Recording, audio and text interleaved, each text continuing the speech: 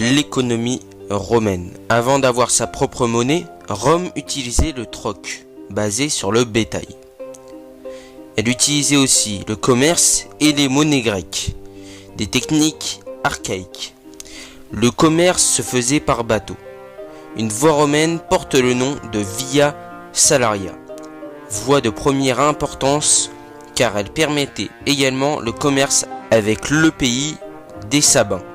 Les bateaux devaient passer par Rome pour faire transiter les marchandises. En 400 avant l'ère commune, Rome s'en sépare pour faire des monnaies en bronze. L'as fut la première. Puis, en 289 avant l'ère commune, le Tresviri monestal fut créé. Ce sont 3 magistrats qui supervisent la frappe monétaire. Pour s'y retrouver, des sous-multiples de l'as sont émis. Le semi, qui est un demi-as. Le trien, qui est un tiers d'as. Le cadran, qui est un quart d'as. Le sextant, qui est un sixième d'as. Uncia ou uns et un douzième d'as. Durant l'existence de l'Empire romain, la monnaie sera de nombreuses fois dévaluée, souvent pour financer les guerres. Par exemple, ils allègent la pièce pour qu'elle soit moins coûteuse. Nous allons nous concentrer sur la monnaie à l'époque de Trajan, pour voir le meilleur cours monétaire. À partir de la réforme monétaire d'Auguste, de 19 avant l'ère commune, le système entre dans une période de stabilité qui va durer plus de 2 siècles. L'auréus, créé par César, est maintenu. Le monnayage d'or et d'argent est complété par une série de sous-multiples en métal, moins nobles. Le bronze, alliage de cuivre et d'étain, est abandonné. Le sesterce, qui était une minuscule pièce en argent sous la République, devient une monnaie dans un nouvel alliage de cuivre et de zinc, dit orichalque, similaire au laiton, tandis que l'as est fabriqué en cuivre pur. Valeur la plus importante des espèces cuivrées. Le sesterce devient l'unité de compte de l'économie romaine. Voyons un peu de conversion. Prenons l'auréus comme exemple. C'est une monnaie en or et ses conversions sont les suivantes. Pour 1 auréus, c'est égal à 25 deniers. Pour 1 auréus, c'est égal aussi à 100 sesterces. Et 1 auréus est égal aussi à 400 as. À partir de là, les conversions sont simples. L'unification monétaire n'était toutefois pas totale. Dans la partie orientale de l'Empire, les cités frappaient leur propre monnaie pour l'usage local ou régional, comme le drachme grec, temporairement le cistophore d'argent, valant 3 deniers romains. Les 4 monnaies les plus courantes sont donc l'auréus, le denier, le sesterce et l'as. Tous 4 sont des métaux différents. L'or pour l'auréus, l'argent pour le denier, le laiton pour le sesterce et le cuivre pour l'as. Les pièces de monnaie qui circulent dans tout l'Empire sont de la plus forte à la plus faible. L'auréus, le denarius, le denier, le sesterce, le dupondius, l'as, le semi et le cadran. Voyons maintenant combien vaut un sesterce.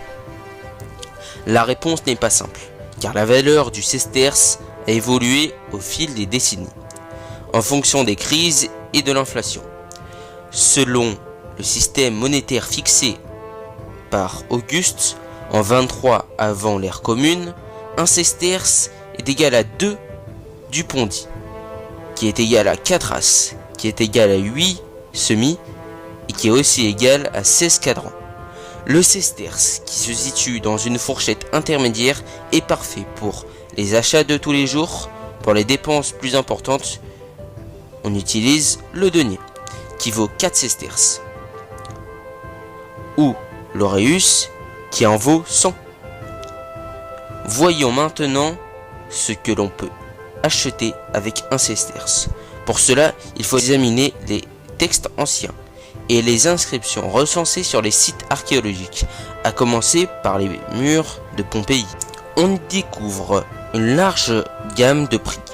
La plupart du temps, ils sont indiqués en as, mais rien n'est plus facile que de les convertir en sesterces. Nous savons qu'au 1er siècle de notre ère, le sesterce équivalait à 2 €, et il en valait de même au début du siècle de Trajan. Je vais vous citer maintenant une liste non exhaustive des prix actuels et des prix de l'époque. 1 litre d'huile d'olive valait 3 sesterces, ce qui équivaut à 6 €. 1 litre de vin, 1 sesterce, 2 €. Une miche de pain de 1 kg, 1 demi-sesterce, 1 €. 1 kg de blé, 1 demi-sesterce, 1 €. Un bol de soupe, 1 quart de sesterce, 1 as, 50 centimes. Une entrée au terme, 1 quart de sesterce, 1 as, 50 centimes. Une tunique, 15 sesterces, 30 €. Une mule, 520 sesterces, 1040 €. Un esclave, 1200 à 2500 sesterces, 2400 à 5000 €.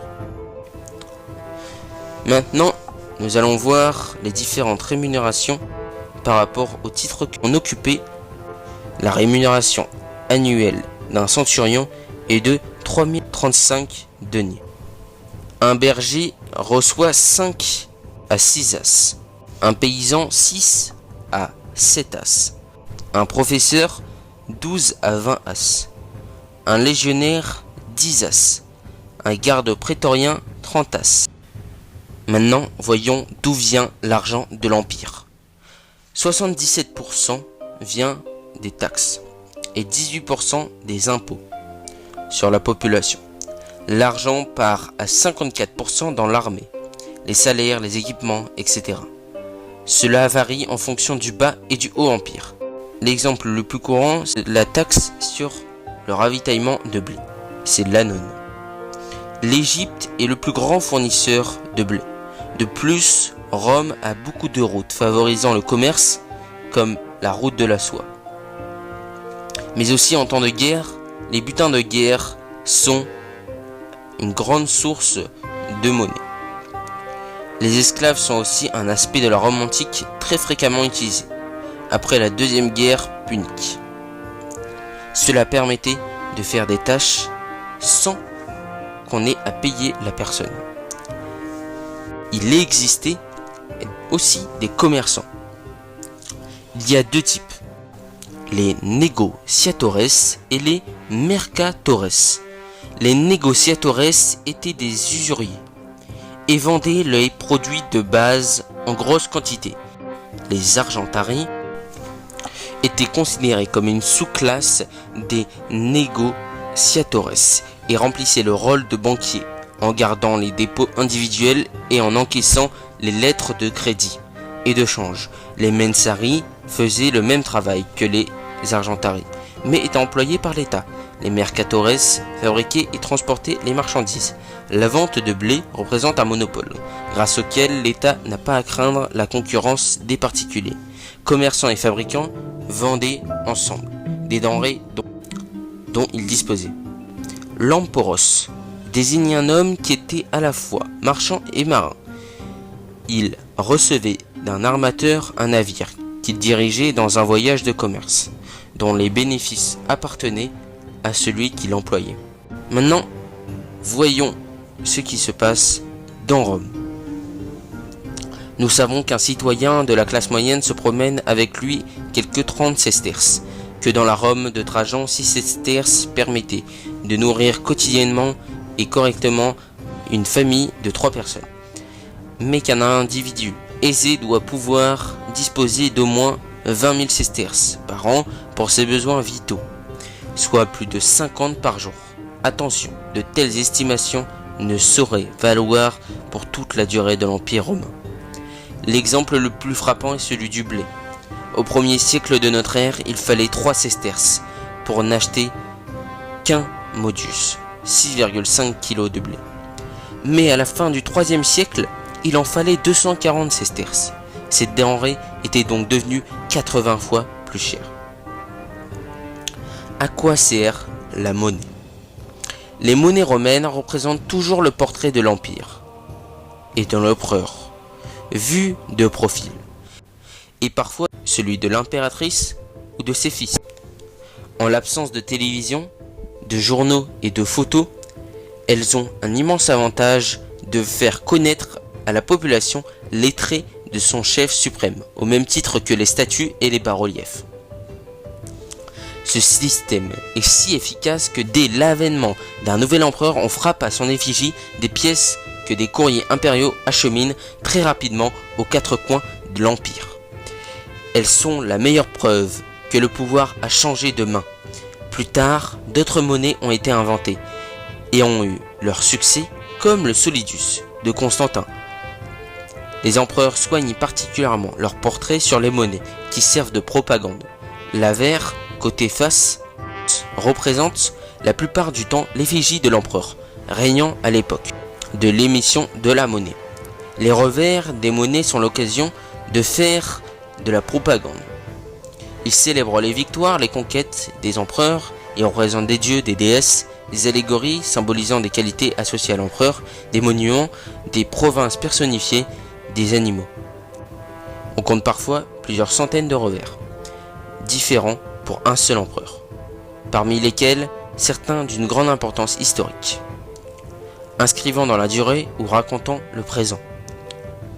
Les monnaies sont aussi un formidable outil pour les archéologues, pour déterminer les frontières de l'Empire, ou les zones d'influence. Quand on trouve des monnaies en grand nombre en un endroit, cela signifie que la région était bien romanisée et entretenant des activités économiques régulières avec le reste de l'Empire. Au fil du temps, la dévaluation est de plus en plus rapide. Sous Septime Sévère, par exemple, le titre du denier passe de 70 à 50% d'argent. Tout au long et au cours de l'Empire romain, la monnaie sera dévaluée jusqu'à ne plus valoir très cher.